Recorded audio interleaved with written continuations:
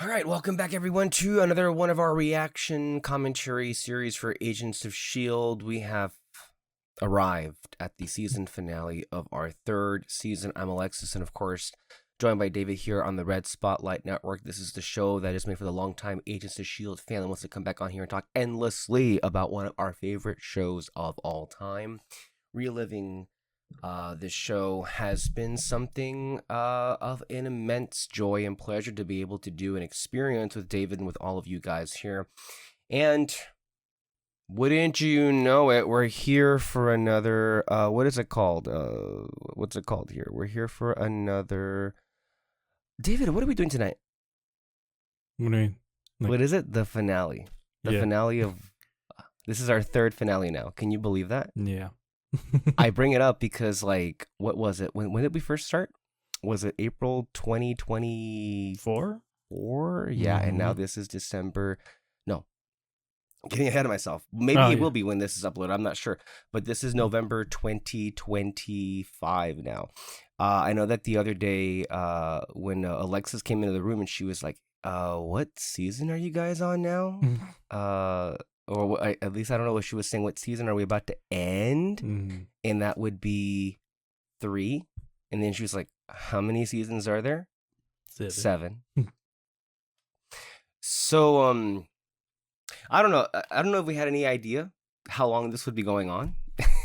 When we first did it, you had to keep in mind that when we made the decision to do this, it was like spur of the moment. Mm-hmm. There was like usually when we do things like this, it takes like weeks of planning. Like, hey, do we actually want to like pull the trigger and do it or not? We just like, hey, let's just do it. And we've been doing it for like already almost 2 years. Like we're close to 2 years of doing this, which is kind of hard to believe. Mm-hmm. And we're at another finale. And as we have been saying for a very long time now, this show does finales in a way that I feel personally so few shows are able to do. And I think ultimately that when we're here and we get to kind of re-experience and relive this show, I feel like, and I think David, you especially, I mean, so do I, but I mean, that's given. But you, I think, whenever, I feel like especially this season, as it's like been ramping up and as it's been kind of like perfecting its DNA, if you will, right? I feel like more and more so I've heard from you kind of express just with utter like disbelief as to how is it that most do not see what we see. Mm-hmm. How even especially well, I wouldn't even say obviously when it was new, when it was happening, but then even more so now with the context of the fact that and honestly when we started, it didn't even occur to me also that by the time we would even get to like this particular time, this particular season, I mean, we're covering it basically 10 years later. Yeah. And that wasn't even the original intent. It was just like, hey, it's been a couple of years since it went off the air. Why don't we go ahead and relive it? But it was never by design worked out to like where we are right now would be like, so this is like, well, technically 9 to 10-ish years. So let me go ahead and look it up here. This is obviously Ascension. This was the 22nd episode of season 3 that was written by Jed Whedon, directed by Kevin Tanchereau, and one of our regulars here. And this was broadcast originally on May 17th, 2016. So around the time that we're going to hit 2 years doing this recap series, this episode would have turned 10 years old. So not quite 10 years, but close enough. Yeah. And I know we're not going to keep that consistency up. I mean, I've mentioned before there's a different podcast for that with Jamie Jirak, who's doing it. We're not going to, I hope we don't end up doing season 7 when it's 2030. That would be, no, that's not happening. I hope not anyway. And I thought I wouldn't like to do this, but I just don't want to picture 2030 as a year that exists in my mind just yet. I can't do that. I can't handle that. This is not happening. But so far we're really about to close doing 3 seasons all over again. And I really have to ask you, we've obviously said so much about, how it, especially with this season that we're covering, it's building and ramping up. And as we head into this particular finale, I have to ask you, how are you feeling about season 3? Is it living up to what you remember? Is it kind of surprising you how it either like, is it playing differently for you? Is it playing better for you? I certainly can say that I know you didn't know, but I didn't know myself either. The extent to which so much behind the scenes fuckery there was that were kind of acting as, roadblocks. And yet, if you're not, for me anyway, while I could feel there was like changes happening, I can't really say that it ever got in the way of the show. And you really have to, I think, maybe more so than the other seasons, this was the true test of whether or not they could go the long haul. Because I feel like by the time we get to a third season, you can begin to see cracks, or you can begin to kind of feel as if the story or the arc is kind of like, maybe we're about close to wrapping it up. And maybe you could make the argument that they should, considering all of the obstacles that were certainly, that they were going up against. And yet, I feel like they were able to overcome so much of what was kind of getting in their way, and really, and I'm not, again, you have to keep in mind that every single year they were fighting for their right to exist.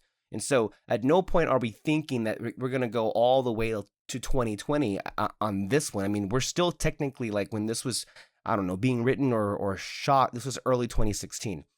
So a lot definitely just to keep in mind. But if you could, I would like to hear your thoughts about all of that, if you could.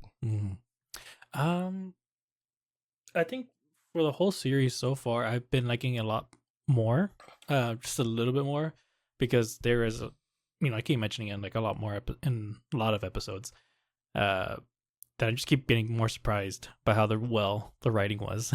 Like every little thing, I'm kind of like, dang, I'm liking these conversations. I'm liking how they progress the story, the plot, and like it's all really interesting. For this season, yeah, I would say I probably liked it a bit more than when I first saw it.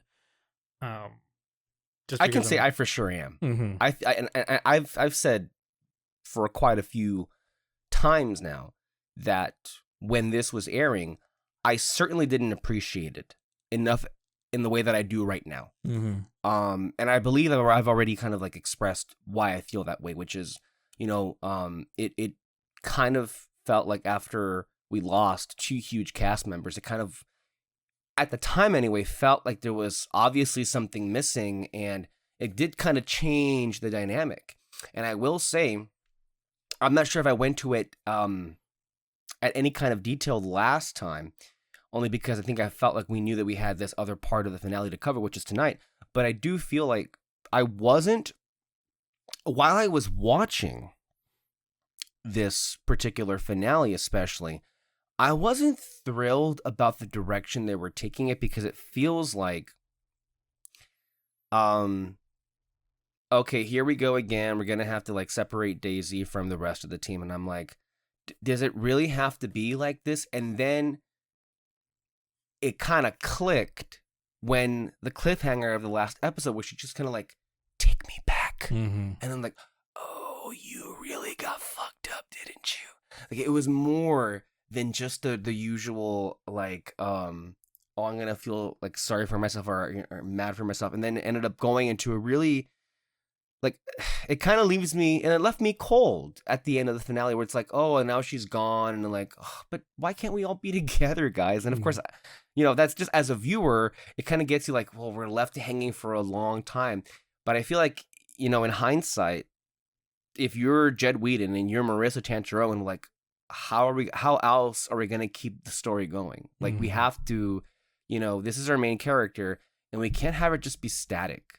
Like, we can't end realistically, right, this season or this story with her like being, okay, I'm back to normal. Mm-hmm. Which, I mean, that's never been her, right? She's always kind of like hilariously springboarding from like one trauma island to the next, right? But like this one especially was such a deep cut that it ended up like causing a schism that we're going to explore in the following year.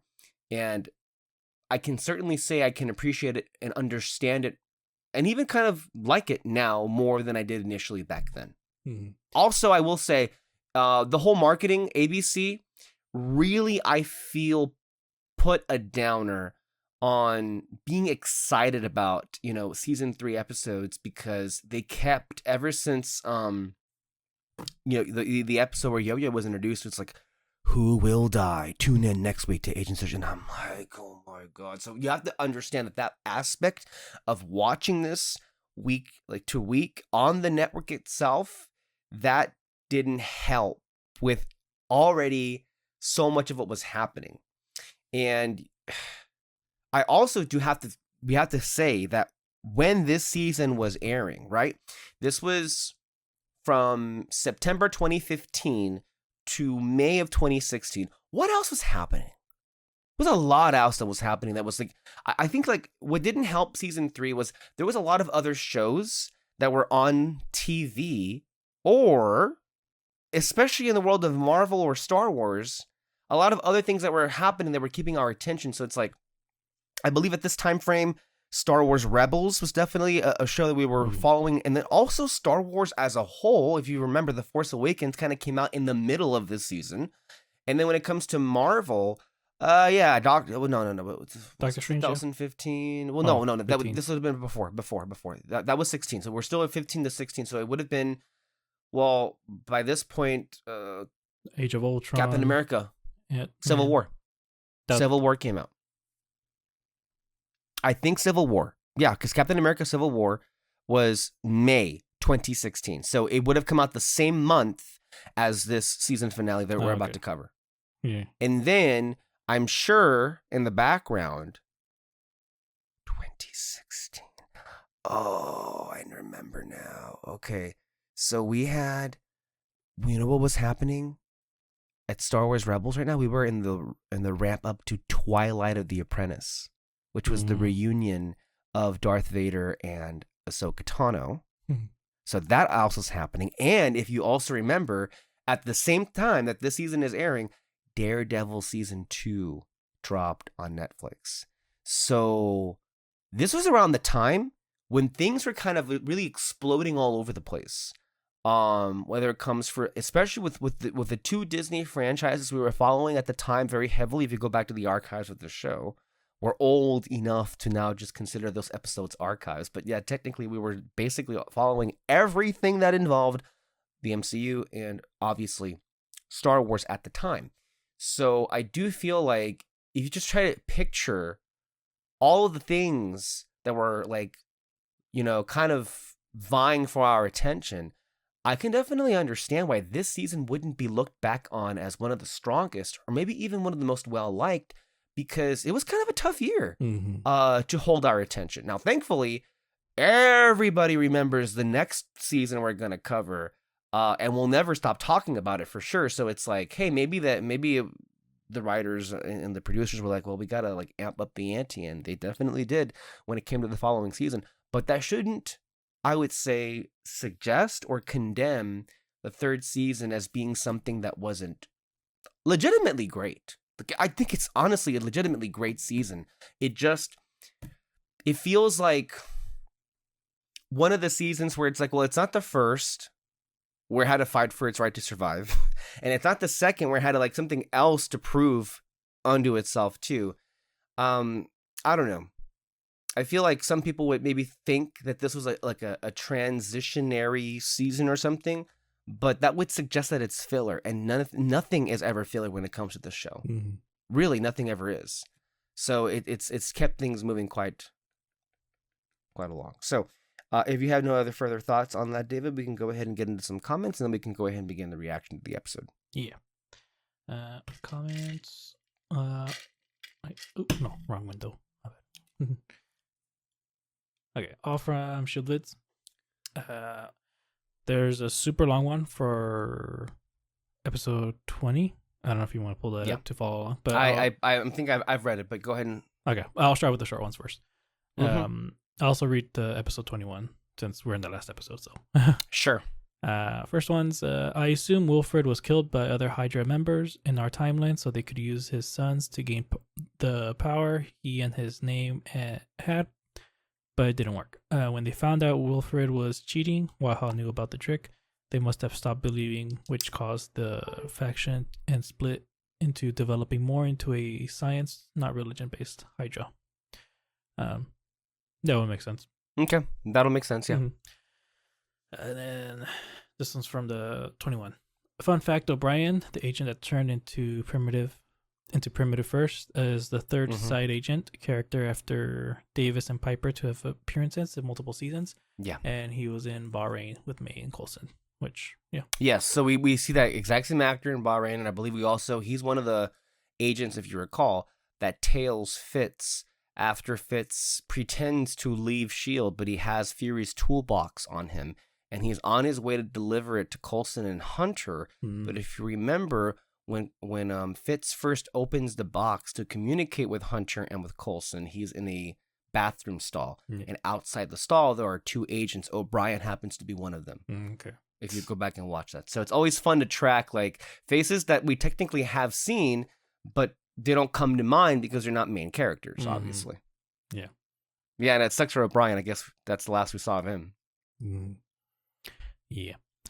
Okay, that's the one. So, yeah, super long one. So, I finally understand season 3 of Agents of S.H.I.E.L.D. on a deeper level because the entire story lines up with psychology, especially Freud's ideas of id, ego, and superego.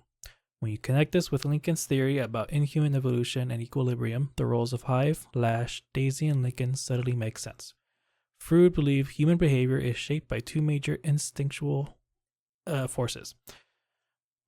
Within the id, the life instinct or eros pushes us toward survival, spreading life, connection, sexuality, creativity, and growth, while the death instinct or thanatos pushes toward destruction, aggression, self-sabotage, and a desire to return to a tension-free state. Hive represents a corrupted form of the life instinct because he seeks unity, connection, and the survival of his species. But in a twisted way, where connection becomes control, Lash represents the death instinct because he destroys inhumans not out of cruelty, but as a balancing force. Especially since, as Lincoln explains, the inhuman population was spreading too rapidly and too chaotically. There are two sides of primal instinct and fight against each other. They are two sides of primal instinct, sorry. Daisy functions as the superego, the part of the mind that holds morality and the sense of doing the right thing, but Hive gradually overwhelms her moral center, pulling her under the influence of his corrupted version of life instinct. Only Lash can break that hold. And once Daisy is freed, her superego swings too far back, filling her with overwhelming guilt that pushes her toward self-destruction. Lincoln represents the ego, the part of the psyche that regulates impulses and keeps balance. In the season, he struggles to control his behavior and follow rules, and he has to learn to balance it. Even his power symbolizes it, since the brain uses electrical signals to regulate behavior, just like Lincoln's electricity powers.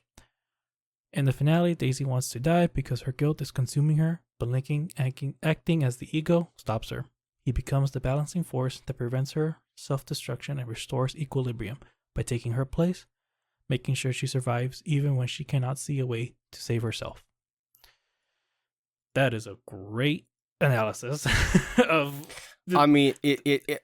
this whole series. I think that hits right. Go ahead. The thing that hits me the most is the Daisy functions as a superego and part of the mind that holds morality and the sense of doing the right thing. This whole season, she is having that conversation with Mac about like what she should be doing with her powers, how she should be using it. So like that makes complete sense. And obviously Lash and Hive being, I guess opposing opposite forces, and And I did find it interesting how like Lash came about because Inhumans were spreading rapidly and he needed to balance that out, but also in a way he needed to stop Hive himself too. I don't know how you shielded. I don't know how you came up with this whole thing, how that came about in your mind, but like that is a great analysis, honestly, of this whole season. It's amazing. I got to say, that's one of the best comments I think we've ever received, and I so appreciate that because that is looking on a such a far deeper meaning, a deeper understanding that It certainly would never have occurred to me. But Yeah. I feel like as you point this out, it's like, wow, that's really cool. Mm-hmm. So thank you for that. Yeah. I think the one thing though with the show itself, with what Shieldvid's used to analyze it, it just kind of makes me think like they could have used Lincoln more though, like to kind of hit more of this. That's the one complaint really about this season is just Lincoln himself. I feel like they could have. I mean, I've said it a bunch of times. They could have, added more backstory to him, added more moments of him struggling with his, I guess, anger issues and all that. I mean, yes, he was like getting angry a lot, but like it just always felt like it was coming out of nowhere. And Yeah. I don't know. Let me go ahead and do you have any more comments? That's all of them. Okay, let me go ahead. I didn't read the actual cast list. So of course this episode is called Ascension. It returns our main characters Clark Gregg, Ming-Na Wen, Brett Dalton, Chloe Bennett, Ian Castecker, Elizabeth Henstridge, Henry Simmons, and Luke Mitchell, alongside John Hannah as Holden Radcliffe, Axel Whitehead as James / Hellfire, Mark Dacascos as Guerra, Natalia Cordova Buckley as Elena Yo-Yo Rodriguez, Lola Glaudini as Polly Hinton, and Amanda Rhea as the voice of Ada. Here is some behind the scenes notes here. Actress Chloe Bennett said ahead of the episode's release, "This is the end of a chapter. More than a chapter. This might be the end of the first book of S.H.I.E.L.D. This finale feels like the end of something bigger and the beginning of a whole new tone for the show. It's completely nonstop. It's shocking and it's just also really sad." With the series having been teasing the impending death of a major character in the possession of a golden cross and shield jacket at the time, the executive producers confirmed that the season's final episode would feature the death. They revealed before the airing of the episode that they would, quote-unquote, play a game of hot potato with the items to keep the identity of the dying character a mystery for as long as possible. Actor Clark Gregg said of the cast's experience with this aspect of the script, quote-unquote, "We were very aware when someone would pick up the cross. There's a lot of sleight of the hand with the cross. You don't want to be the last person holding the cross." We didn't discuss the cross as a symbol in the script, saying, quote-unquote, "We like that the hot potato of death is this delicate little cross. We're fighting the devil. It's a question of faith." He also admitted that some of the potato tossing in the finale is just to mess with viewers. Some of it's pretty meaningful as it passes hands, and some of it's painful for the audience.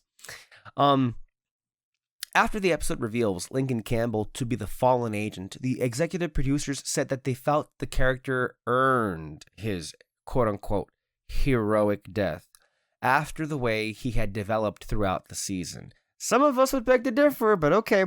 His final scene with Daisy Johnson, where they say goodbye over radios, was not an intentional homage to the similar scene between Captain America and Peggy Carter in Captain America: The First Avenger, with the crew independently deciding to use the scenario because there's something heartbreaking about not being able to have a face-to-face with a person. For the 6-month time jump at the end of the episode, executive producer Marissa Tancharoen called it a spin on our usual cliffhanger, with Whedon explaining that the series would have picked up 6 months later for the 4th season anyway. "We just wanted to do it a little early this time."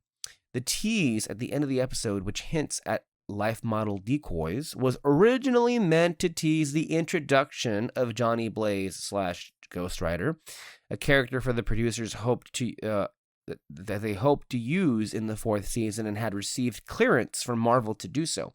However, Marvel would rescind the series' ability to use Johnny Blaze, resulting in the change to the LMD tease. The series would ultimately be able to use the Robbie Reyes version of the character, and here we are yet again with this, with the life of these producers. So what do they want to do when the season's over? They want to tease Ghost Rider, and they got the clearance not just to use the character, they were going to use the Johnny Blaze iteration of the character. And what happens? they can't, because it turns out Marvel was like, well, even though we said yes, never mind. So at the last minute, they have to, okay, I guess we're doing this. Mm-hmm. Again, this really just goes to what Clark Gregg said, I believe it was last year in an interview with Jamie Dirac, which is like, look, he probably, I think I'm paraphrasing him, but he said that I've just lost count of the number of times that we would have everything a go and we were literally about to shoot it and then we can't because they changed their minds. So it's like, it's funny because, like, you know, Marvel Studios is very much involved in the show in that they would basically say, oh yeah, you can use this, and then never mind. Mm-hmm. Or no, you can't use this, or you better not do this. So they only ever cared to acknowledge the show to block them from doing certain things. Okay, I am going to get angry. So let's go ahead and begin the thing. Previously on Marvel's Agents of S.H.I.E.L.D. You also got to keep in mind that when we watch this is airing on the same night as the previous episode. So again, as I was saying last time, for all intents and purposes, this is the second part of what would feel like just a huge episode. Please. Take me back. Here we are, picking up immediately where we left off. What did S.H.I.E.L.D. do to you? It's not what S.H.I.E.L.D. did to me, it's what that creature stole from you. He made you impervious. Please. That's another development that we just found out just now. It's like, I think if you watch the show again, you kind of have this in your mind, but it's not until right now that it's confirmed. Not only did Lash have the ability to remove a person from being swayed from Hive, but he basically made them, as he said, impervious. And then here we have...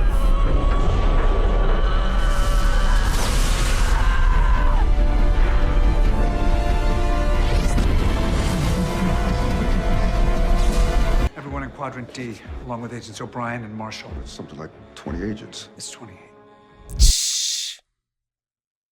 That's an army. That's a small army. Mm-hmm. 28 people? I never would have created something so unsophisticated. I mean, the crudeness of these creatures is really quite heartbreaking. Well, this... The turn where he realizes, yeah, heartbreaking. Yeah, sure, that was sincere. Then rendezvous in my office. Lincoln and I will protect the nerve center. So I'll just stay here. You really got a hand again. Marissa and Jed and Jeffrey and all the people on the show, like in the middle of basically what is the climax of this entire season, we can throw in a new character dynamic into the ensemble. So this part of the magic of this episode is John Hannah as Radcliffe is kind of like figuring out how is he going to fit with the rest of the people on the show. And as you can see, it's working out pretty well for them, isn't it? Mm-hmm. So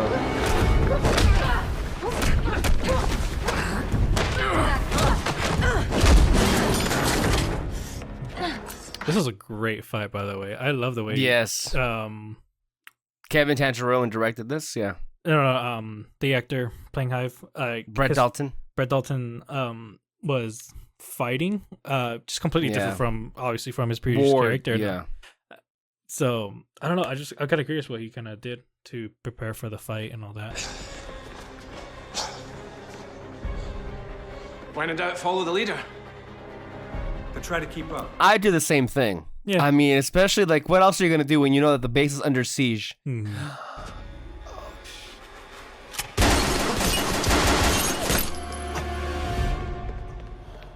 That would have been the end of Mac. Yeah. Because this idiot turned good agents into kill zombies, so come up with something else. I'd been kidnapped, repeatedly threatened. Yeah, well, Daisy said you were more than happy to play mad scientist. Well, the alternative was death. Sucks for Radcliffe because it's kind of both. It really is both. It really is. Yeah, that's always his. That's his main thing as a character. It's always. Yeah, I do feel bad for him in this case because really, I mean, the alternative was death, Mm-hmm. and not a good death at that. Like he literally Pretty could have savage just said one. no, but he would have died. And so it's like he just kind of took advantage of it. It's like, oh, great, since I'm kind of stuck here, I want to. And it's also, we saw his reactions every step of the way.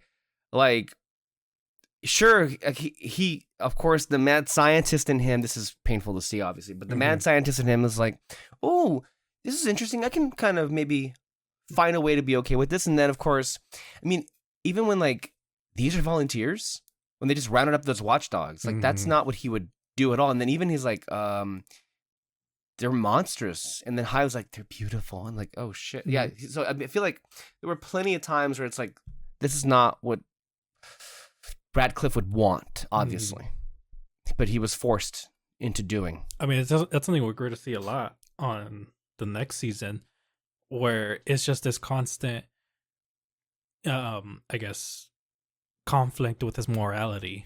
Whenever he keeps, like, kind of going more insane as the season goes on, but like he wants to, like, and the Darkhold definitely played a big part in that, which is why it was a mistake from the very beginning. I remember when I watched it, I was watching it with somebody, and it's like, are they showing him the book?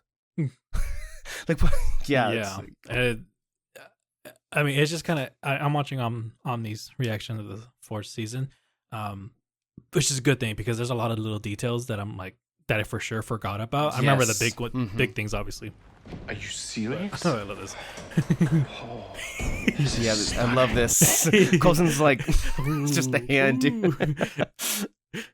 But it's honestly, my favorite thing on watching it is just like how Radcliffe is just constantly being like, I want to do this, whether it's like breaks all of science or whatever, but I'm not gonna like hurt my friends at the same time. And it's just so interesting to see that a character, really just any character like that, who is constantly fighting with his morality of sorts. Yeah. Crank the heating up to 100 degrees Fahrenheit and we're free to move around as we please.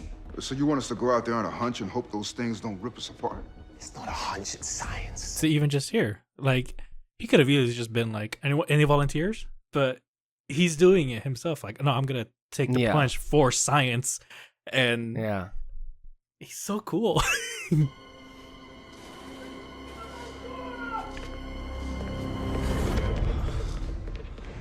And it also shows, I mean, I know that we don't know where season 4 is going, but it also just shows what an asset he could be to S.H.I.E.L.D., which is probably why they have him on from now on. Also, they probably realize too, it's like Radcliffe's not one we want to let go.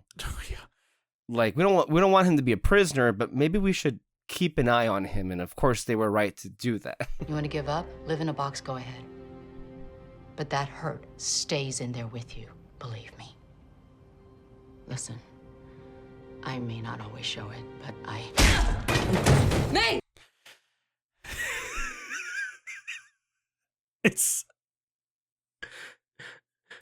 It gives Eternals with the fucking spray.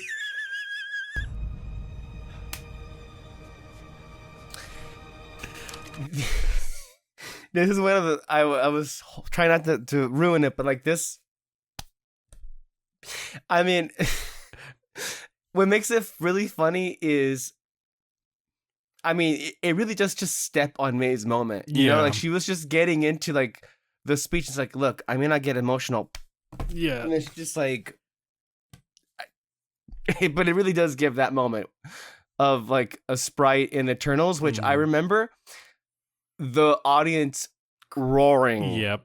When we watched that movie all those years ago. Okay, just let me put this down. Also, this has to be. Remember, we don't want to hurt you if we don't have to. A genuinely People that are under sway, like they're not in badass control of their moment for actions. Fitz right here. They're not bad people for all this.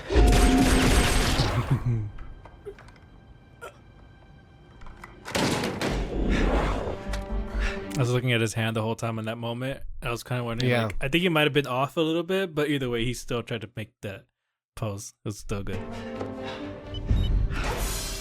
Small little, but huge. I mean, a small moment here, but a huge moment for Fitz. He's like, oh man, this guy is getting. It's a long way from the poor little lost. Yeah. I'm still scientist. You know, I'm still so surprised when I caught that moment in earlier this season when I was just like, is there a difference in Fitz this season? Yeah. Like he's just kind of like seems more confident, locking in. Yeah. It's just so it's crazy to think about, especially when you what's gonna happen within the next season. Yeah.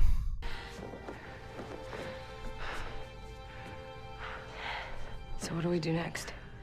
This is as far as we got. Also pretty cool though that Fitz got to be the one that killed Guerra, because if you remember, Guerra really beat the hell out of Simmons earlier in season 3. Remember when he was this is before Hive, Malik had them captured and tortured to give up the way to get into Maveth, you know? Did you notice the heat? I increased Way the back temperature. in the season. Yeah, I did. Picked up on it straight away. We make a pretty good team here at the Strategic Homeland. What comes after Homeland? Radcliffe is already recruiting himself. Your agents, I'm the director. I brought Hive to this planet. It's on me to stop it. They were here. And you also got to keep in mind that the minute that Phil gives Talbot the green light to bring in special forces, that's the moment Phil loses control of S.H.I.E.L.D. Mm-hmm. And I think he knows it, and that may also weigh on his decision to step down, among other reasons, which we get into season 4 here. But it's and Simmons knows that as well. It's as the minute that Talbot is here, he's moving in. Mm-hmm. And obviously that's a big thing that we go into with the 4th season. But that line there, I gotta say, I really like how you do things around here. Radcliffe's just putting it out there. I could be of help to you guys. 3 continents worth of people are going to end up looking like these buggers, yeah? Even the ladies? I haven't mentioned it, but what's his character's name? James. He is bringing a charm to his character, but genuinely, I don't like him. I don't mean he's a bad character or anything. I just they did their job. I don't like this person at all. And so yeah, it's just that's really how you're supposed to feel. Yeah. Yeah.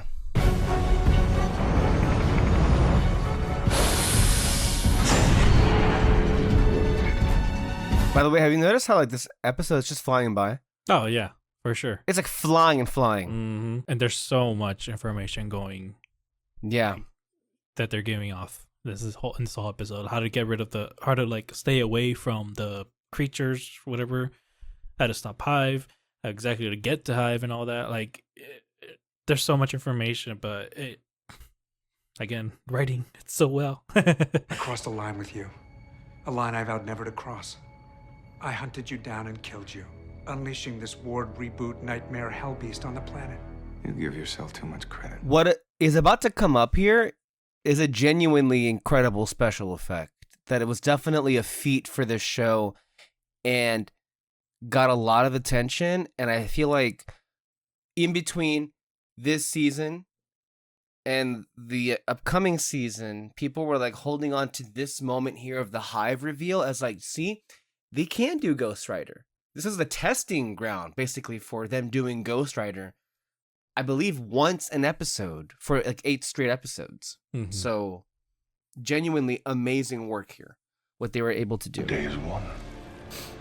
No need to remain concealed in the shadows.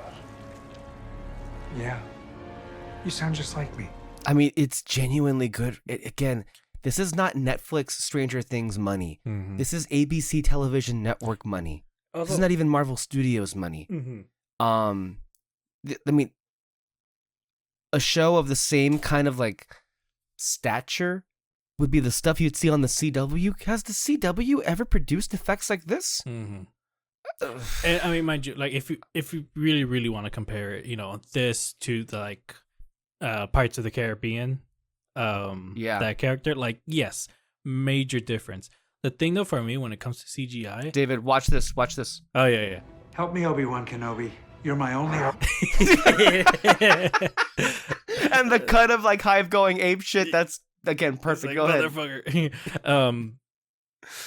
Yes, comparing those two, major difference, obviously. The thing for me though when it comes to CG is just I want certain details right.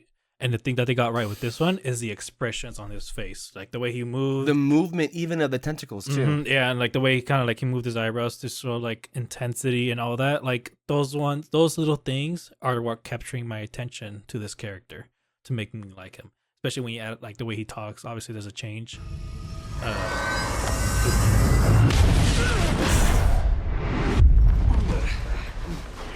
a med kit. That was bad. That's really bad. Is he okay? Lincoln, stay with us. Tell me he's gonna be okay. He'll live. If there's no internal hemorrhage. I think right here, it's very clear Lincoln kind of shot up to the top of the list of like who's gonna die. If it wasn't already on that list, honestly. I know why you went to face Ive alone. I tried to defeat him. I Daisy, did, but Daisy, I know why you went to him. Like I said, I've been through it. I've hit bottom. I know what it's like to be so addicted to something that you'd do anything to get her back. See, like, nothing against the actor. Like, that was a really good scene. Great moment. It just wasn't enough. No. Like, No. Wait, that's... Where did you get that? Look, clearly, Easy? with how they chose to set up this season, this is the best they could do. But the problem there is, while 99.9% of how they chose to structure this season is paying off flawlessly in this episode, this one glaring element is not. And it's, you can tell because it's not like it's waffling, like it's not like bad, but it sucks that we can't feel as like emotional or intense as they're feeling. And we don't feel that way because they did not put in the amount of work they should have. Or maybe that even isn't the best way to describe it. They chose the wrong way. They chose the wrong story for Lincoln. They just, yeah. it really was just like a structure thing with him, you know. Yeah. Like I said, it makes sense why he didn't want to be in S.H.I.E.L.D. Built this damn thing for a reason. Badass. Hey, Shotgun Axe. Hell yeah. Where's Daisy? I couldn't stop her. By the way, someone did like an edit of this fight sequence of the whole team. Again, at the time, I'm sure Guardians 2 was out about a year after, but they put Mr. Blue Sky, which is the song that opens Guardians 2 over this, so it's a really fun edit. But like, I just love seeing the whole team fight together. Like, this is the first time we're seeing like Phil use like his robotic hand in a really interesting way. Yeah. And if you also, I mean, I love how like May just like ran in there, but you're seeing, I think Fitz and Simmons also kind of do combat, which is not really their forte, but they're doing the best they can. Yeah. Which is actually quite like something to see. I mean, look at them, right there. Yeah, they're in the thick of it. You know, they're fighting for their lives, and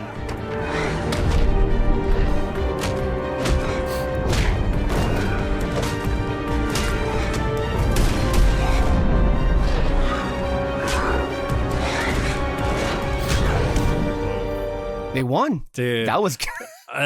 Honestly, that think might be my favorite fight scene, just because everyone's in it. And Yes. the second I saw Yes. Fitz just fucking like pounding on that guy, I was like, "Holy shit, Fitz is in this fight too!" Right, Oh my god! right, I yeah. can't believe I forgot about this whole thing.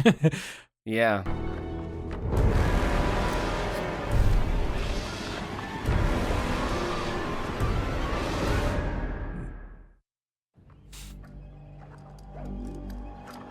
Well, isn't this poetic? Feels like it was meant to be. You were easy to find. I smelled your blood. It led me right here. every inhuman has a purpose. Lash saved me so I could end this. S.H.I.E.L.D. has you fighting their wars again. We plan to end wars, remember? Bring peace. You mean absolute power? Well, not today. The autopilot coordinates have been set. This thing is going to outer space. With you in it. Word is still here. Just manually override the controls. That's why I had to come.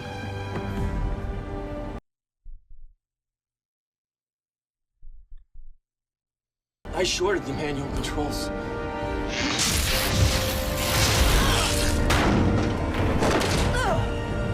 And there we go. At this point, there's no doubt what's about to happen.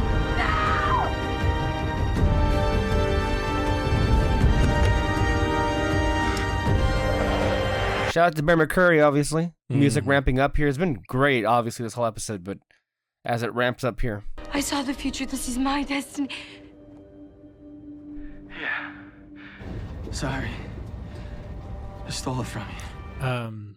In Omni's reaction, he was really confused as to, since Daisy's the one that saw the vision, he assumed like it should have been her, in the Quinjet.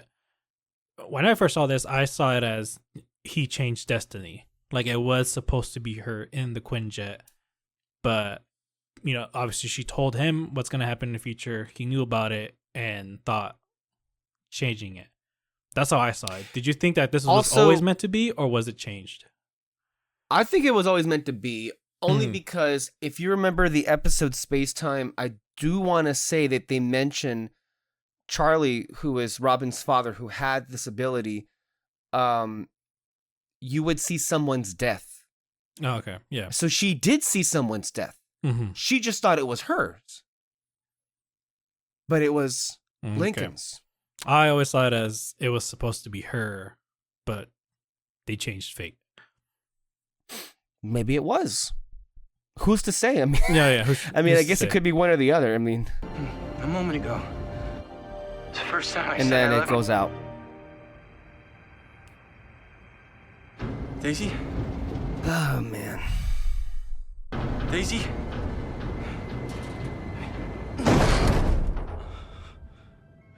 It really is sad, though, because I do feel like when Lincoln first came onto the show, I had such high hopes for him. Mm-hmm. I felt like he really could have been a mainstay, but they just floundered him so badly this season. And it seemed half the time Lincoln or Luke Mitchell didn't know really what to do with the material. And it really just, he came off like one of the most unlikable characters on the show.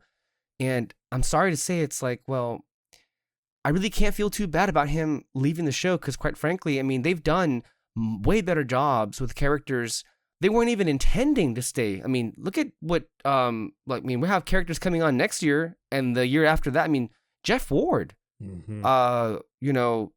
Ghost Rider. It's like so many other characters. Ada, and Lincoln. It just was, I think, to me, even more than Trip, I think has to be the single biggest failure of a character of this entire show. No. He's paying for all our mistakes.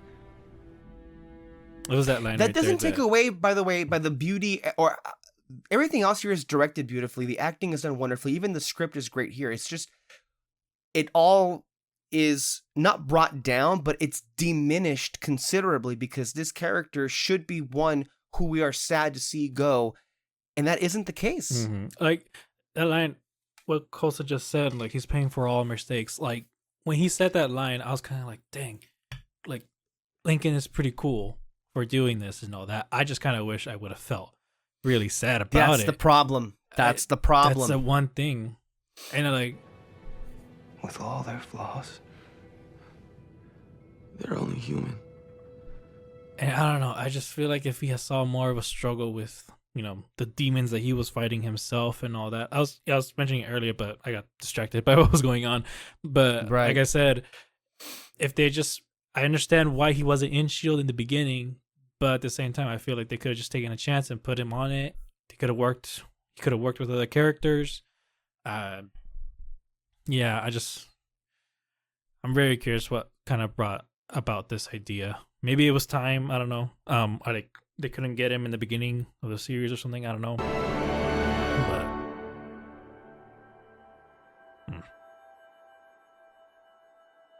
Bear McCreary again, guys. Mm-hmm.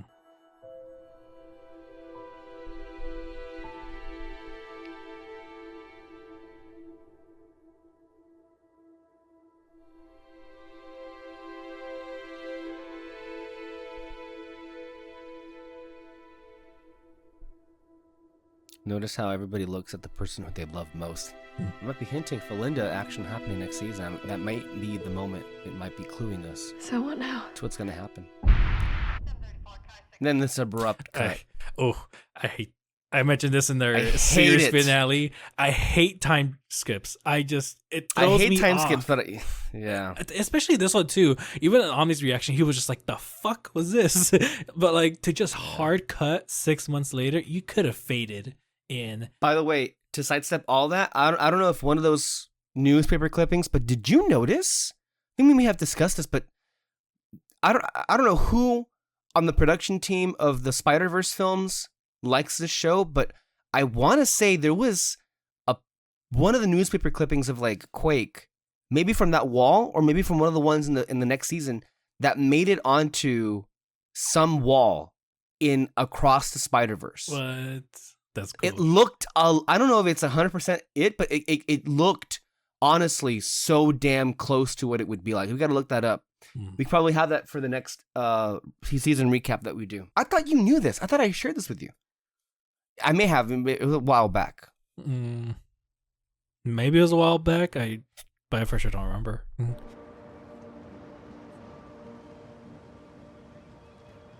Do you like animals?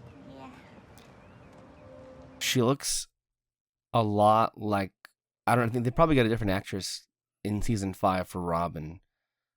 Actually 3 different actors, but the main one looks a lot like this one. Also, Coulson was staring at them for a long while and just now notices it. Because he was waiting for the Robin bird to confirm. That's what it was.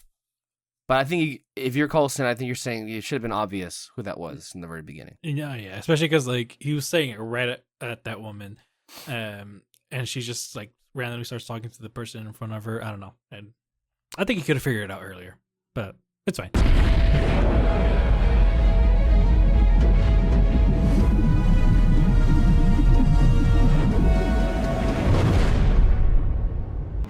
Call the director. We struck out again. That'll take us off a trail. When they said that, I really thought it was May. That was director. I wish it was. I know. Today's your birthday.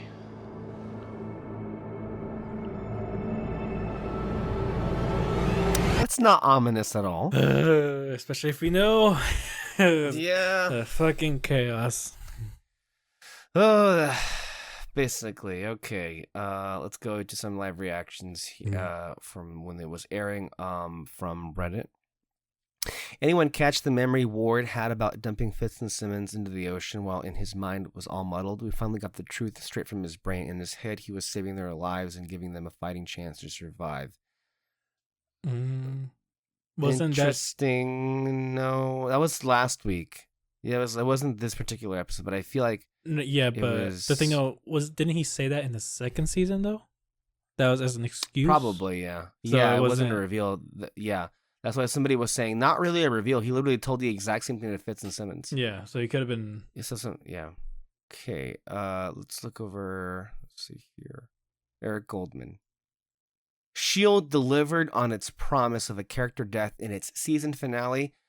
Actually, doubly delivered, as 2 series regulars were taken out. Going in, my money was on May, Fitz, or Lincoln, and I went back and forth on which one would be more impactful. May or Fitz would mean more for the audience, but on the other hand, Lincoln needed to go. The character just never popped and felt like a drag on the show. Of course, the problem was that meant there was almost no emotional weight to him and Daisy having their big goodbye. I never bought into their love story or felt any chemistry there or cared about Lincoln, so it was hard to feel any big sadness seeing him go, and just felt like a pale imitation of Steve and Peggy's goodbye from the end of the first Avenger. Until the scene got dramatically better and sadder when Hive got involved, which is pretty impressive considering he's a murderous tentacle beast. But the approach to his dual death was great, having these 2 enemies simply accept their fate together and have a calm, even poignant moment rather than, say, fighting until their last breath. Was a really strong scene and one of the best S.H.I.E.L.D. has ever done. And suddenly I did care a bit about Lincoln simply because this was such a well-done moment for these 2. Hive observing that he was about to finally experience something new via his death was surprisingly impactful as well. It helped that Hive dying also was really and truly saying goodbye to Grant Ward too, of course. I'd written before that as much as Ward turned into a strong, compelling villain for the show, he also had begun to overstay his welcome by the time that season 3 began. And even his physical death and Hive taking over his body could only go so long before the show felt bogged down by fighting to keep Brett Dalton the cast member when his story had naturally run its course. I'm guessing it was no accident how recent episodes had Hive actually being a bit overwhelmed by Ward's memories inside him, as we were reminded of everything that had occurred for him since the show began. It was a nice way to truly say goodbye to Ward and close this chapter of the series. As for the rest of the episode, there was some fun, macabre fun in how the S.H.I.E.L.D. writers were messing with the audience's knowledge of whoever died was wearing a S.H.I.E.L.D. jacket when they did, having Fitz be the only one at first on the ship to have such a jacket painted a huge target on them. And I was amused when he then gave it to Daisy before several more S.H.I.E.L.D. members showed up wearing similar gear. Even Yo-Yo's cross became integral in this deadly game of hot potato. The opening of the episode was very good, as we saw Daisy asking Hyde to take her back to with no ruse. She really wanted it, and when it didn't happen, they had a really good, cool fight that definitely incorporated both Daisy's martial arts skills and her superpowers. There was some clunky dialogue along the way too, to be sure. James going on and on about no longer having any attractive women for him if Hyde's plan worked out was sort of funny, but it also a bit laden. And shortly before his death, Lincoln was saddled with some cringe-y line. I just think we need to work on ourselves before we can talk about us, set in an utterly ridiculous context. As for those final moments, well, I am certainly intrigued. Those articles we glimpsed seemed to brand Daisy a criminal/terrorist, while also finally giving her the name Quake. Of course, the fact that she was trying to help the wife and child of Charles Hinton, the doomed homeless inhuman with the power to see the death in the future, indicates that what could already be suspected, which is that she's still doing what she feels is right, but in a very different manner than S.H.I.E.L.D. Just seeing that she has now gone rogue and learning Fitz is in some capacity working with Radcliffe suggests a lot has changed, and the series is getting yet another new scenario, something I enjoy about Agents of S.H.I.E.L.D. Plus, these last couple of episodes have finally made better use of John Hannah. Radcliffe admiring Coulson's robotic hand was a fun touch, and hopefully he has a lot to do next season. You have no idea, Eric. The fact that he's building a freaking LMD would certainly suggest he will. Agents of S.H.I.E.L.D. delivered a strong Season 3 finale that took out two characters that, frankly, needed to go, in a way that was ultimately quite effective. The final scene for Lincoln and Hyde could have felt empty, but it ended up having a very emotional one, even as I'm relieved that the show is moving on. And the final moments offered a nice tease for Season 4. He rated it 8.7, called it great. Here is Alex McLivy, A Deadly Vision Comes True, in a rousing Agents of S.H.I.E.L.D. finale. And so the back half of S.H.I.E.L.D.'s Season 3 ends the way it began, with the image of a lonely death in space aboard a S.H.I.E.L.D. aircraft looking down on Earth. These final episodes have been one long build to this moment, and also a useful reminder against telegraphing what has repeatedly been teased as a major death too hard. If it's one of your beloved central characters, audiences will revolt. If it's too minor a player, it will be considered a disappointment. It's a no-win scenario, really, which is why the series deserves points for choosing the best of all possible bad options. The sadness of death is quickly mitigated when your action-adventure show surrounding it kicks this much ass. Really, when you think about it, Lincoln was the obvious choice to lose his life aboard the Zephyr. If it had been Yo-Yo or Joey, it would have felt too incidental. Those are both welcome characters, to be sure, but we haven't seen them enough to really get attached. If it had been Mac, the series would have justifiably tagged as somewhat racist, addicted to killing off its black men. That would have been fair. If it had been Mac, then we would have had a problem for sure in that department. That would have been too many. Yeah.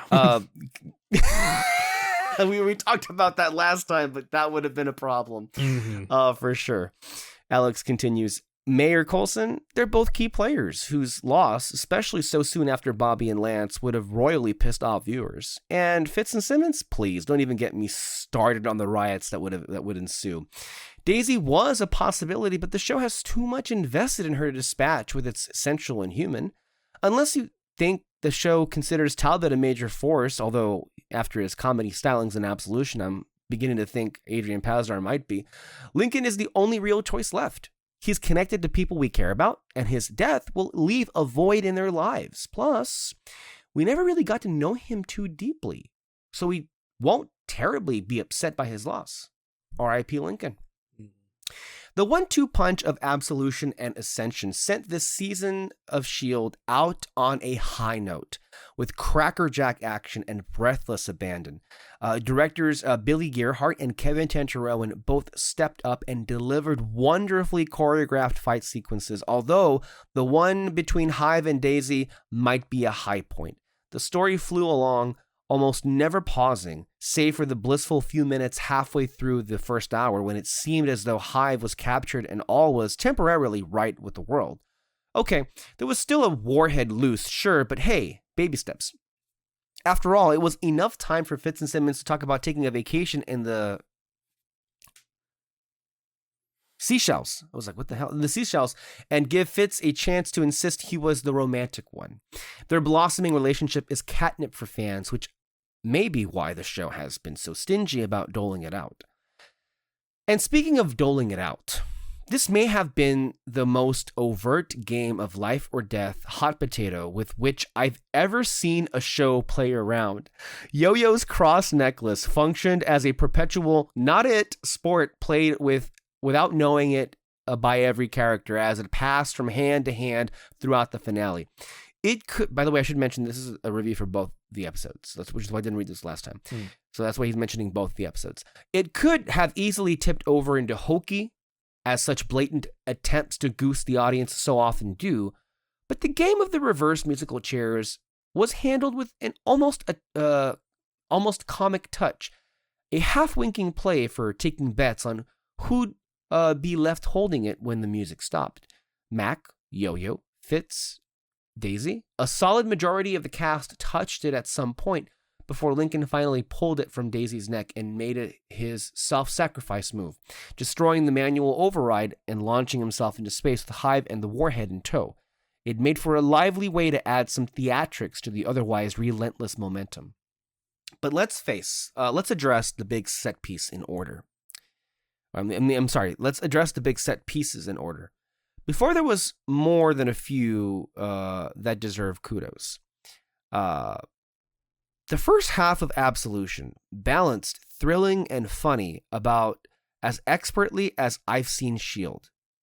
I've seen on S.H.I.E.L.D. So he's saying that they balanced the humor and the thrills as good a job as he's ever seen on the show. Mm-hmm. The whole thing was cross-cut smartly between the respective missions, with Coulson's acquisition of the kill code, Fitz and Talbot's motion capture hijinks, May's badassery, and the others taking down Hive all getting due attention and sharp execution. Yo-Yo had some great lines, mostly making fun of Mac. You work, then stare. You stare, then work. And Dr. Radcliffe proved a winning comic presence as well. Even the serious conversations didn't feel as soggy as they tend to on the show, and Daisy's withdrawal pain just barely avoiding turning into a repetitious pity party during her talks with Coulson and Mac.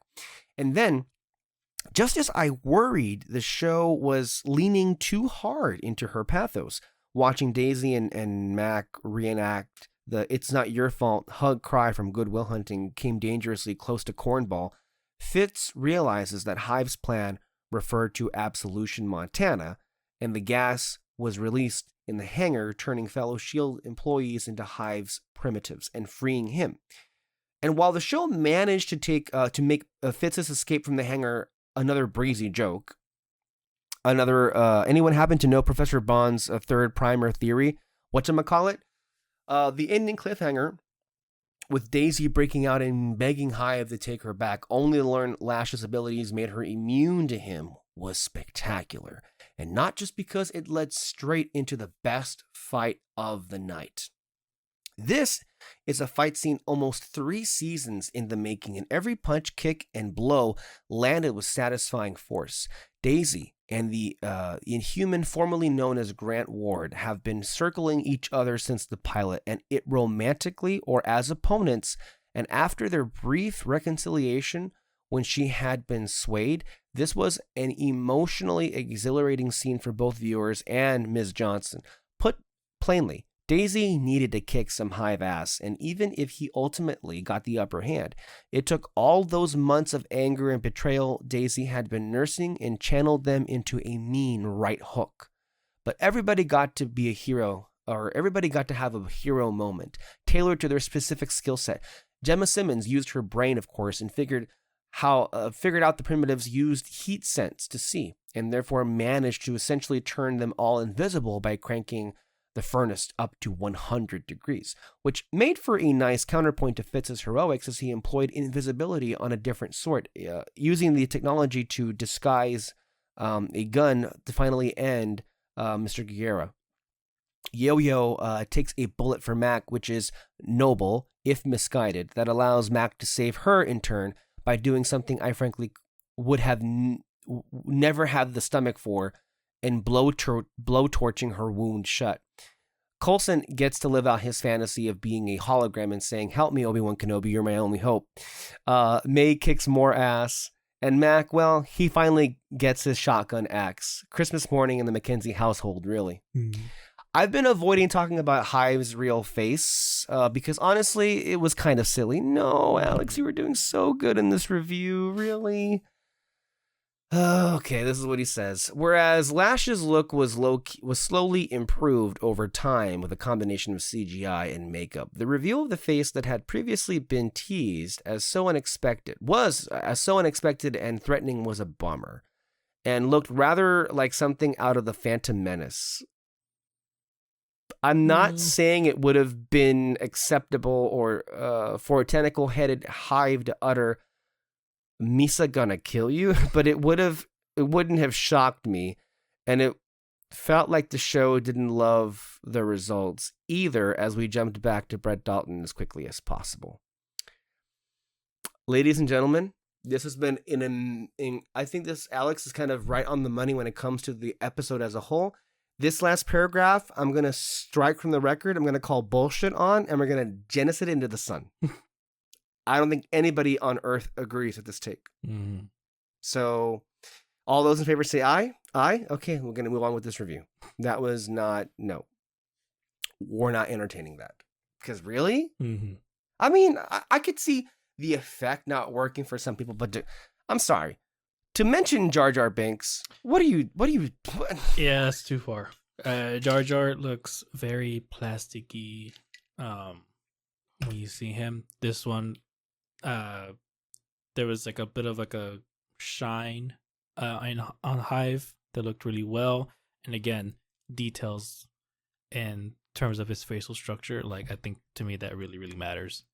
Again, in comparison to Pirates of the Caribbean and all that, yes, quality is very, very different, but we are still dealing with a cable show. So it's not going to be exact 1-to-1. Yeah, I'm sorry, but the minute who would have thought Jar Jar Binks would have been brought up when we started recording this episode? That's a whole different one, if anything. Alex McLevy continues. So let's take a moment and offer an elegy. I think maybe he meant eulogy to Brett Dalton, who definitely earned the Most Improved award from the beginning of S.H.I.E.L.D. to now. Until the events of Winter Soldier, Ward seemed carved out of wood, and unfortunately, so did Dalton's acting. But going evil was the best thing that ever happened to him. It freed Dalton from the stiff dialogue and even stiffer personality of the character, a stiffness that, in retrospect, makes more sense as the persona of a deep undercover Hydra operative and allowed him to indulge in his inner bad boy, a quality the actor turned out to possess in spades. But the emotional arc of the season ends up where it began, with the pathos of Daisy Johnson. She's been through the ringer multiple times over now. Sure, for both Fitz and Simmons have arguably suffered worse experiences, and Coulson lost a damn hand. but the emotional toll the show has extracted from our Inhuman is steep. We may have never bought the Lincoln/Daisy romance as an audience, but that doesn't mean the character didn't. As Hive tells Lincoln, Daisy thinks she loved him, whether that's reasonable or not. And the loss of her boy apparently breaks something in her. Everyone else is sad, but she's devastated, in large part because she's convinced it should have been her who died on the Zephyr. Her withdrawal kept her trapped in a miserable prison of her own guilt and remorse, and to lose someone you love during such a fragile time is not something most people could just bounce back from. That's very well put. And again, in retrospect, while as an audience member, annoyed that they did a time jump and I'm really disoriented about like, wait, what? She's on the run now? She's a fugitive? Wait, what do you mean the director's not Phil anymore? Again, in retrospect, by the way, I'm so jealous of people who are like Ami, for instance. They're watching the show and it's already done. They're just like jumping from episode to episode. Like we had to wait months. Anyway, instead, we jump forward 6 months on that and learn Daisy has finally earned her superhero name from the comics, Quake. Only she's robbing banks and on the run. Coulson and Mac have teamed up apparently to track and capture her, but that's far from the most telling reveal. The honor belongs to the discovery that someone else is the director of S.H.I.E.L.D. I'm officially taking bets on who. May is running a 3-1 presently. You weren't alone, David. You weren't alone. But it's clear Daisy's turn to the unlawful side isn't malicious. She's keeping her promise to Charles Hinton by looking after his family, and she's mastered the art of the rumble jump to delightful effect. Cutting so abruptly from Simmons' question about what to do into a 6 months later was smart and rewarding in that it left the emotional aftermath of this finale in the viewers' minds while teasing what's to come. Best of all, this 2-hour conclusion reminded the audience of everything great about Agents of S.H.I.E.L.D. That's a kick-ass achievement in its own right. Here are some stray observations. So let's address the stinger. Dr. Radcliffe appears to have built himself a female version of Adam, his AI creation from the comics, no? Although I suppose we call her Ex Machina. Update, you eagle-eyed commentators are correct. I missed the LMD label in Radcliffe's office, so see you next season, Life Model Decoys. Glenn Talbot killing it again, like betting on WrestleMania is stupid. Lincoln announcing he was quitting was the trigger for me that he'd be the one to die. How about the rest of you? Was there a moment that you guessed what would happen? I quite liked Daisy's dream sequence at the start, even if it teased potentially different arcs that didn't come to pass. Go ahead and get weird, S.H.I.E.L.D. I like you that way. Just wait. Also, so many playful double entendres. How do you say it? A double entendre. Teasing who might end up dead at the end. Simmons talking to Fitz about going on vacation. A little fun wouldn't kill us. Dr. Radcliffe, it's a science hunch. Gonna steal that one for everyday use. Not sure I feel about the future skate punk Daisy with her dyed long hair and sassy attitude, but I could be convinced to get on board. And then thanks to all of you for being such a great crew for the second half of the season. I've loved talking through this show, good and bad alike, with all of you, be it here or on Twitter. Incidentally, please join me on that social media app during our summer break, and we can keep talking Marvel and Humans, Max Shotgun Axe, and anything else we desire to during our break until season 4. Okay. Really interesting reviews, but overall, I mean, pretty great from both Eric and Alex. Really good observations on the whole that I honestly agree with completely. Which is interesting because I feel like both Eric and Alex have interesting takes from time to time in the reviews. But again, doesn't it just show you the power of this show? The undeniability in that when we get into a finale, and when a finale is as good as this one is, what can you say but just give it to them, you know? Yeah. And with that, I believe we can go ahead and go on to Amwan Media. Our first synthetic, I guess. Oh my God, man. That was a cruel ass episode. It was fun. Like, as we were kind of throwing a wrench in every one of Hive's plans. Like, that was cathartic as all hell. That was so enjoyable to watch. Them all putting on the fucking jacket and getting on this plane was cruel and unusual and rude. But damn, it didn't make for good television. Fuck, man. Lincoln, man. That was so beautifully handled there. The way they kind of played into his past, his empathy, and his ability to understand what she's going through because he's been there. You know, it was just too good the way they executed all that, and it was just so emotional. I will still say that based on what we saw before, the way that vision works, every example we had, it was through the lens of whoever was touched. They didn't have to be the one that died, but they witnessed a death. But she wasn't there to witness that. So that angle we got was from who? Whose eyes was that even from? Like, it just kind of, I don't know. It just makes me kind of go, But I do feel like that is a little bit, to my understanding, a bit of a plot hole. Everything else, the impact was still 1000% there the entire way through, man. Like, everybody got to kind of have their moment in this. May coming in, beating dude's ass, tripping his ass, getting up there, getting the jump, having that heart-to-heart moment with Daisy about like why she's here, why she's still putting up the good fight and all of that. Fitz with the fucking camo gun. I fucking loved that. That was so hype. Mac getting to build his own like legit shotgun axe. Like, that was just like a on the fly, like, well, this is all I have to work with. Let's go. Back in that episode before. And then he's like, you know what? Let's just make this a full-on thing. I'm gonna R&D an actual assault shotgun axe. And we got to see it in action. In action? And that wasn't that good. Coulson got to do the fucking hologram thing and even got to, fucking fist some people a couple of times. The fucking Obi-Wan Kenobi thing.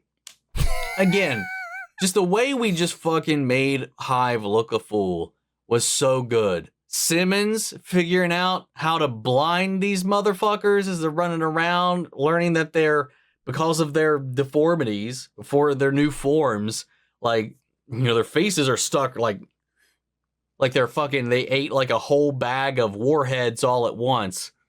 On top of that, their eyes are sunken in. Is that the sour candy? So they like can't see like we can. Isn't that what they called warhead sour candy? In that room, while it was right there staring right at her. But Somebody look it up. I'll look it up. It sees in heat, and she put that together, turned up the heat in the whole building, and blinded them all, allowing them to just navigate through this whole thing. Like the way everything they're called warheads. In this, the way the team there's a sour candy called warheads. Different abilities, and just fucking Yo-Yo, dude. Yo-Yo taking one for the team, taking one for her man. God, I'm glad she's okay, though. I mean, I'm assuming she's okay by the end of this. The only casualty that was explicitly at least expressed was definitely Lincoln. And I was kind of wondering about where that was going to go after his whole little conversation with Coulson about leaving S.H.I.E.L.D. once this was all said and done. Initially I thought maybe Hive was going to be the one that somehow ended up in the jacket, or the point of view was just the jacket was off and floating on its own. It was just like the POV thing, because I was so fixed on that being something they were going to utilize to trick us, the audience. There was just a lot of ways I was just kind of trying to figure out how this was going to go. But like, then they had that conversation and all that. And then, obviously with the way that they were, kind of diving into this turmoil that Daisy's going through, one with the withdrawals, and then just the immense frustration and guilt for all of the actions that she committed while swayed. She was like, okay, I've got this all here. I've got the jacket. I've got the necklace. I guess that means it's me. Let me correct everything that I did by sacrificing myself. And he knew instantly what she was thinking when she wasn't looking or paying attention. Nabbed that necklace. Fucking hero, dude. Fucking hero. I'm going to miss Lincoln, man. I thought he was a really, really cool character. Complex, you know, a little chaotic, but that was the fun. I loved it. He added a good spark to the whole team dynamic. It's just, man. And whatever happened after this, Daisy's running around, crashing buildings, causing earthquakes, helping, you know, people that who have had this ill fate befallen to them because of whatever's happened with these Inhumans. You know, helping the one dude, the guy that had the visions and all of that, his wife and kid, and, you know, brought that Robin wood carving back to her to kind of close that loop. And then, you know, hey, there's a cool, like, veterinarian down the road. You can go hit him up, you know, pointing her to her dad, which is kind of fun. That was a nice little callback. I do want to go back and see if I can look at what was on those boards.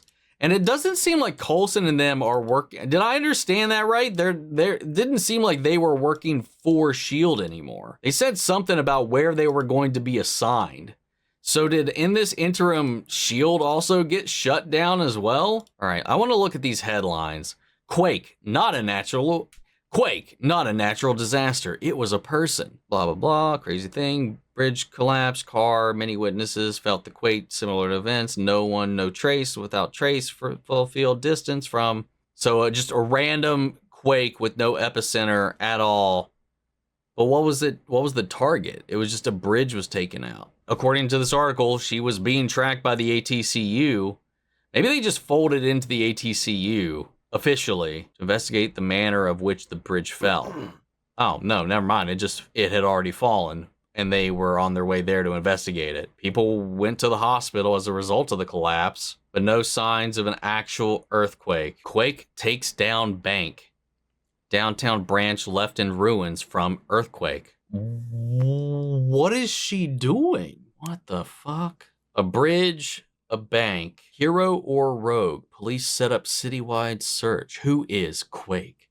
Finally got the name. I think it's one of those. Pay close attention to those images. North Dakota experiences first earthquake in 40 years. Earthquake centered in Fargo shakes up North Dakota. Man, what the fuck has she got herself into, man? Oh, I guess that's all questions to be answered in season 4, I presume. What a wild way to end this, too, man. One thing that's left up in the air for me by the end of this, too, is how are we getting Brett Dalton back?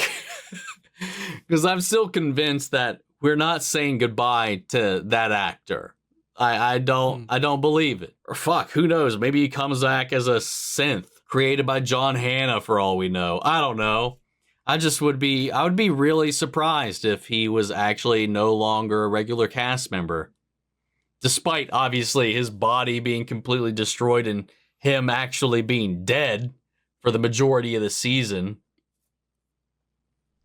It's the Marvel Universe. You can find a way. And they do. There's all kinds of timey-wimey. He's super close to figuring it out, how they're going to do it. You get up to hell, magic. There's all kinds of avenues to explore to bring that fucker back. Because he's so fun to watch. He's so fun to hate. And his performance as Hive, who got to kind of be a lot of different people at once, it was so much fun.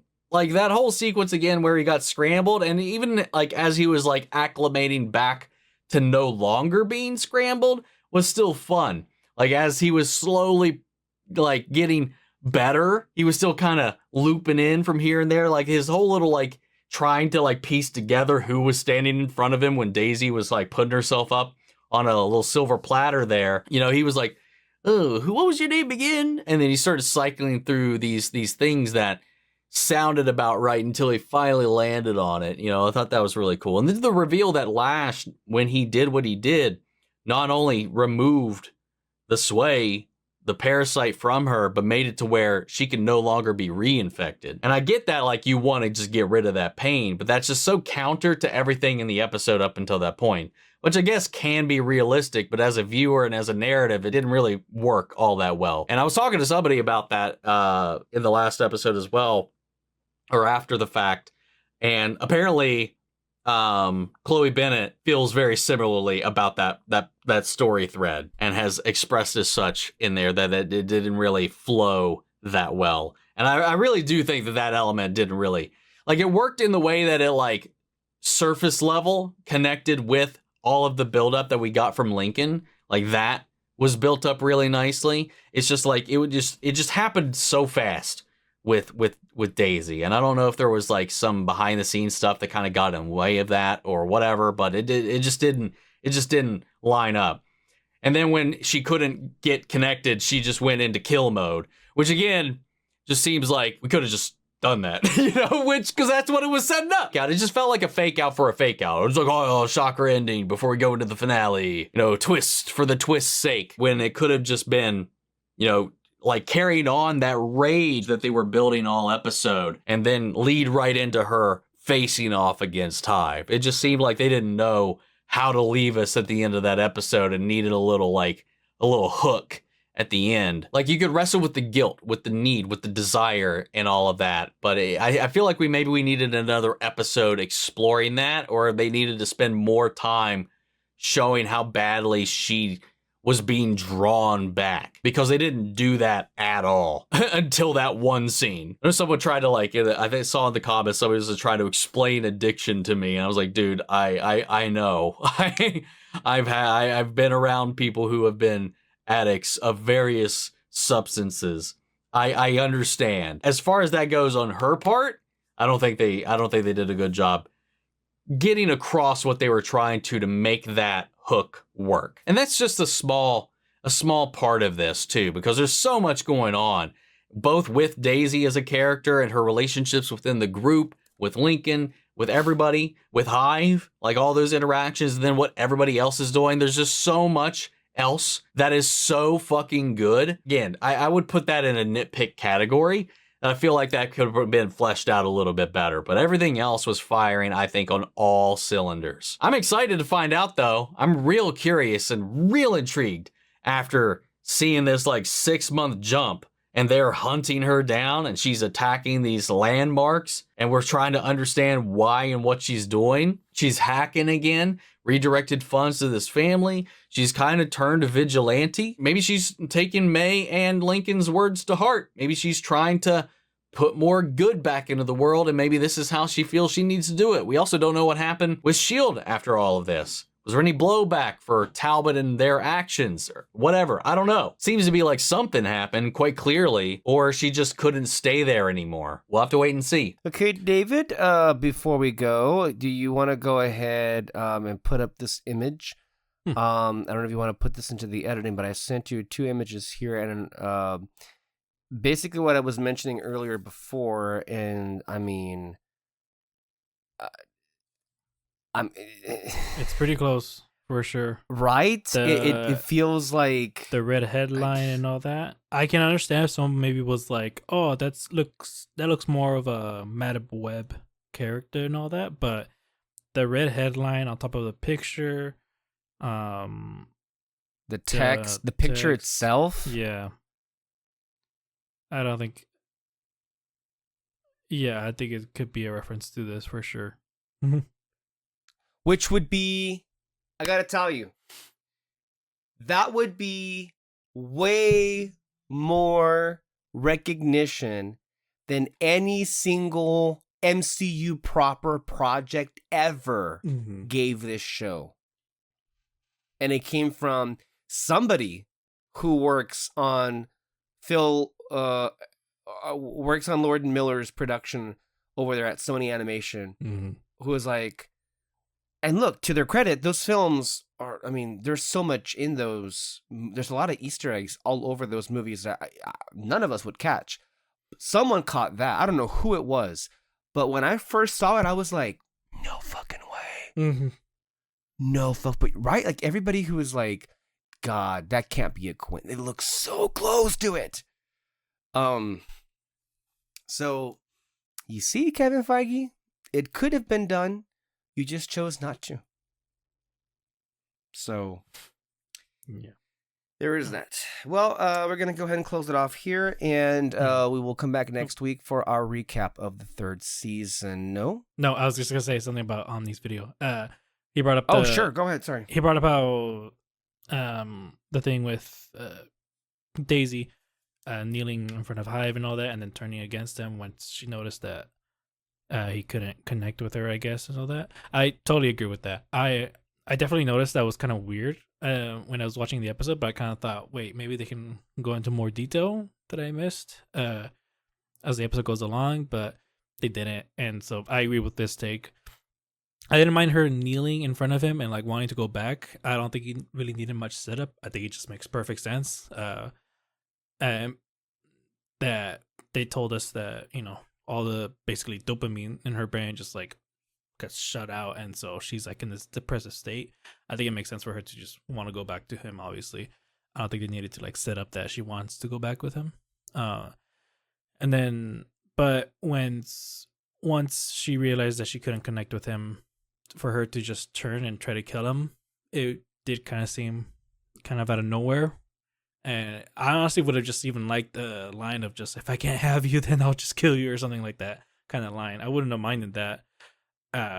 So yeah, it was kind of weird, but the fight scene was awesome though. Mm-hmm. Well, if that's it, all right then, guys. Thank you for watching, listening. Stay tuned for our season 3 recap next week, which will be our final Shield episode of 2025. Stay tuned for that, guys. Thank you, and we'll see you next time. Bye-bye. Bye.